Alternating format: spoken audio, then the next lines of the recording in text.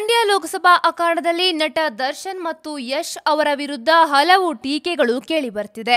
ಸಾಮಾಜಿಕ ಜಾಲತಾಣದಲ್ಲಿ ಜೆಡಿಎಸ್ ಬೆಂಬಲಿಗರು ದಾಸನ ಬಗ್ಗೆ ಅವಹೇಳನಕಾರಿಯಾಗಿ ಪೋಸ್ಟ್ಗಳನ್ನ ಮಾಡಿ ನಿಂದಿಸುತ್ತಿದ್ದಾರೆ. ಇದಕ್ಕೆ ಪ್ರತಿಯಾಗಿ ದರ್ಶನ್ ಅಭಿಮಾನಿಗಳು ಕೂಡ ಜೆಡಿಎಸ್ ನಾಯಕರ ಬಗ್ಗೆ ಅವಹೇಳನಕಾರಿಯಾಗಿ ಪೋಸ್ಟ್ ಮತ್ತು ವಿಡಿಯೋಗಳನ್ನು ಹಾಕುವ ಮೂಲಕ ಯುದ್ಧ ಸಾರಿದ್ದಾರೆ.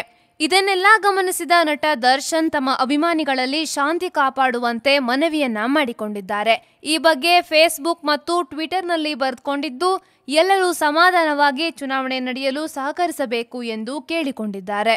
ಈ ಚುನಾವಣಾ ಸಮಯದಲ್ಲಿ ಆಪಾದನೆಗಳನ್ನ ಮಾಡುವುದು ಸರ್ವೇ ಸಾಮಾನ್ಯ. ಇದಕ್ಕೆಲ್ಲ ನಾನು ಬೇಜಾರು ಕೋಪ ಏನೂ ಮಾಡ್ಕೊಳ್ಳಲ್ಲ ಅಂತ ಮೊದಲೇ ಹೇಳಿದ್ದೇನೆ.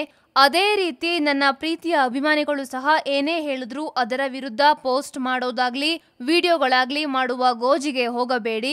ಅವೆಲ್ಲದಕ್ಕೂ ಕಿವಿ ಕೊಡದೆ ಶಾಂತಿ ಕಾಪಾಡಿಕೊಂಡು ಆರಾಮಾಗಿರಬೇಕಾಗಿ ನಿಮ್ಮ ನಲ್ಮೆಯ ದಾಸನ ಕಳಕಳಿಯ ವಿನಂತಿ ಎಂದು ಪೋಸ್ಟ್ ಮಾಡಿದ್ದಾರೆ. ಇದಕ್ಕೂ ಮುಂಚೆ ಮಾಧ್ಯಮದವರ ಜೊತೆ ಮಾತನಾಡಿದ್ದ ದರ್ಶನ್ ಸಿಎಂ ಕುಮಾರಸ್ವಾಮಿ ಅವರ ಡಿ ಬಾಸ್ ಯಾರು ಎಂಬ ಪ್ರಶ್ನೆಗೆ ಉತ್ತರಿಸಿದ್ದರು. ನಾನು ಪ್ರಚಾರ ಮಾಡುತ್ತೇನೆ ಅಷ್ಟೇ, ಎಲೆಕ್ಷನ್ಗೆ ನಿಂತಿಲ್ಲ ಅಂತ ಪರೋಕ್ಷವಾಗಿ ತಿರುಗೇಟನ್ನ ನೀಡಿದ್ದರು.